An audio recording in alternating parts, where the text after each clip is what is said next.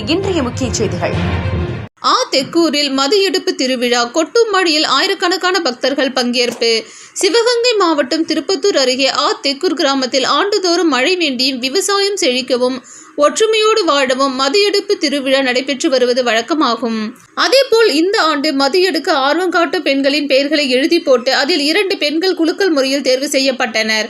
அந்த 2 பெண்களும் 9 நாட்கள் விரதம் இருந்த நிலையில் இன்று மாலை மேலதாளங்கள் முழங்க வான வேடிக்கையுடன் பக்தர்களும் ஊர் முக்கியஸ்தர்களும் விநாயகர் கோவிலில் இருந்து ஆலவட்டத்துடன் புறப்பட்டு சென்று விரதத்தில் உள்ள பெரிய மது, சின்ன மது ஆகிய 2 பெண்களின் தலையில் பூக்களால் அலங்கரிக்கப்பட்ட பானைகளை சுமந்தவாறு நகரின் முக்கிய வீதிகள் வழியாக விநாயகர் கோவிலுக்கு அழைத்து வந்தனர்.